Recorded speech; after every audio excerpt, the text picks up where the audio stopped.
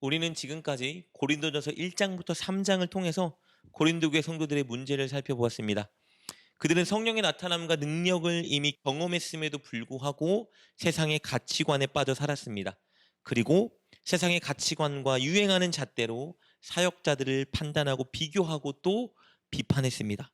특히 그들 중에 당시 사회에서 높게 쳐주던 웅변술과 언변에 능한 아볼로를 칭송했던 반면 수사학을 의지하지 않고 복음을 선포했던 바울을 어리석고 열등하게 보았습니다. 바울은 그런 성도들에게 오늘 본문에서 자신과 사역자를 판단하는 일을 멈추라고 권면합니다. 왜냐하면 바울과 사역자를 판단해야 하는 분은 오직 한 분 주님이시기 때문입니다. 4절 후반절입니다. 다만 나를 심판하실 이는 주시니라. 바울이 이렇게 자신을 심판할 분은 오직 주님이라고 선언한 이유는 자신의 정체성을 잘 알았기 때문입니다.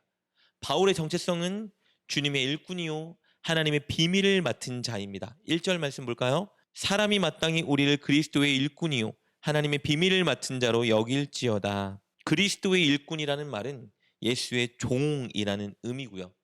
하나님의 비밀을 맡은 자라는 말은 예수님의 십자가 복음을 전하라고 위임받은 자라는 의미입니다.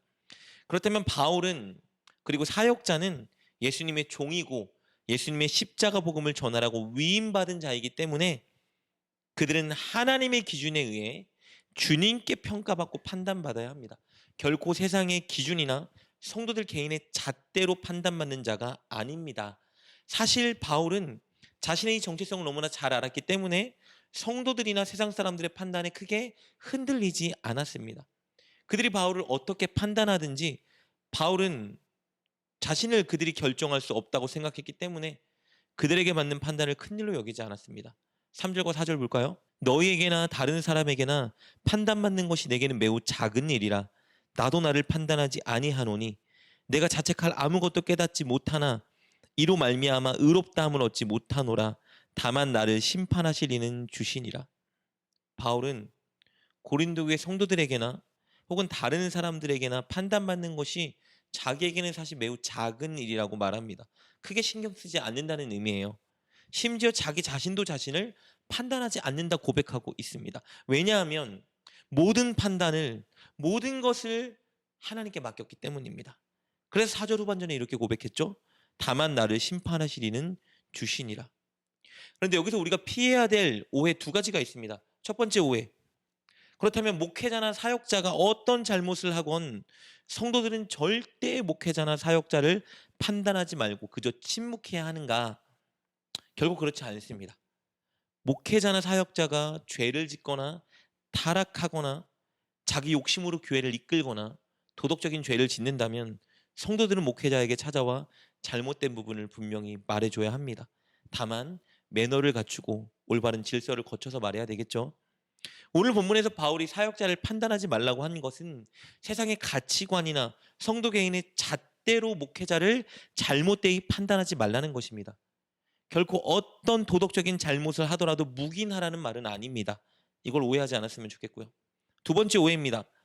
바울이 자신 스스로를 판단하지 않는다고 말했으니 바울은 자신이 어떤 잘못을 하건 자기를 판단하거나 평가하는 일을 반성하는 일을 하지 않을까? 결코 그렇지 않습니다. 자신도 자신을 판단하지 않는다는 바울의 말은 자기 자신이 어떤 잘못을 하건 스스로 반성하지 않는다는 말이 아닙니다. 그는 자신은 잘하고 있다고 스스로를 평가하여도 자기의 마음과 중심을 보는 하나님은 그렇게 평가하지 않을 수 있기 때문에 스스로가 교만하게 평가하지 않겠다라고 말하는 의미입니다. 즉 평가를 다 하나님께 맡기겠다는 의미예요. 여러분 사실 평가를 하나님께 맡기는 것이 가장 두려운 일입니다. 왜냐하면요 사람은 그저 겉으로 드러나는 모습이나 결과만 보고 평가하지만 하나님은 인간의 동기와 마음의 모든 상태를 낱낱이 보고 평가하시는 분이기 때문입니다. 그렇다면 바울이 늘 하나님께 평가를 맡기고 산다는 의미는 자기 마음까지 다 보고 알고 계신 하나님을 의식하며 자신은 성실하고 정직하게 살아가고 있다는 고백인 것입니다. 5절 말씀 볼까요? 그러므로 때가 이르기 전 곧 주께서 오시기까지 아무것도 판단하지 말라. 그가 어둠에 감추인 것들을 드러내고 마음의 뜻을 나타내시리니 그때 각 사람에게 하나님으로부터 칭찬이 있으리라. 바울이 고백하고 있죠. 하나님은 어둠에 감추인 것들을 드러내고 마음의 뜻을 다 나타내신다고 합니다. 그렇다면 하나님께서 바울을 평가하는 기준은 무엇일까요? 평가를 하나님께 맡기라고 말했는데 그 평가의 기준은 무엇입니까? 2절입니다. 그리고 맡은 자들에게 구할 것은 충성이니라. 여러분, 하나님의 평가 기준은 충성입니다. 충성은 어떤 순간에도 변치 않고 신실하게 맡겨진 일에 최선을 다하는 태도입니다. 하나님께서 사역자에게 맡겨주신 것은 1절에 기록되었던 하나님의 비밀, 즉 복음입니다. 그렇게 하나님은 사역자가 하나님이 위임한 그 복음을 어떤 순간에도 가감없이 신실하게 전하고 있는지 그 여부를 보고 사역자를 평가하고 판단한다는 의미입니다.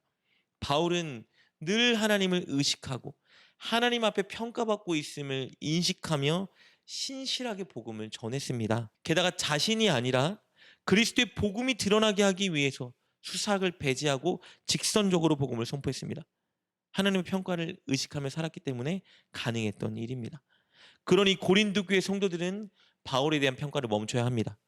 그들의 평가 기준은 세상의 유행과 사람들이 추구하는 것이었기 때문에 그들의 잣대로 바울을 평가하면 안 되는 것이었습니다. 며칠간 우리가 본문을 통해서 살펴봤던 것처럼 바울은 자신과 아볼로에게 많은 비유를 들면서 사역자의 정체성과 사명 그리고 그들의 평가 기준을 고린도 교회 성도들에게 가르쳐 줬습니다. 정리해보자면 사역자는 그저 하나님께서 맡겨주신 일을 하는 하나님의 종일 뿐이기에 모든 영광은 사역자가 아니라 하나님이 받으셔야 합니다.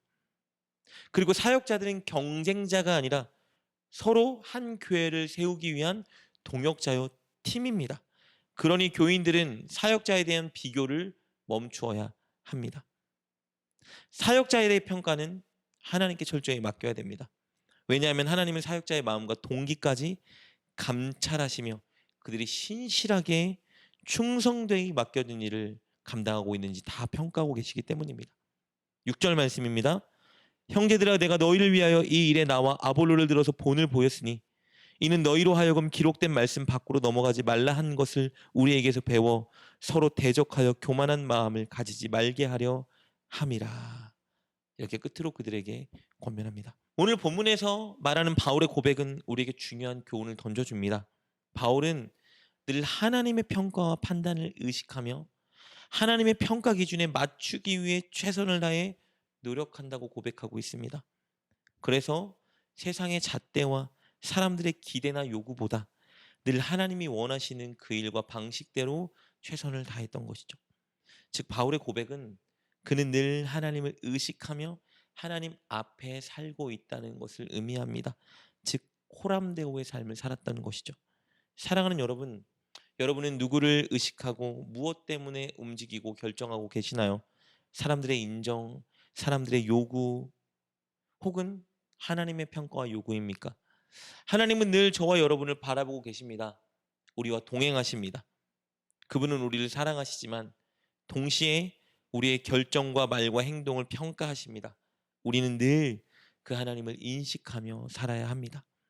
도움이 필요할 때만 혹은 예배를 드릴 때만 하나님이 내 앞에 계시다 생각하지 마시고 여러분 삶의 현장에서 무엇을 결정할 때, 무엇을 선택할 때, 무엇을 말할 때, 무엇을 행동할 때 하나님이 여러분과 함께 한다는 것을 잊지 마십시오.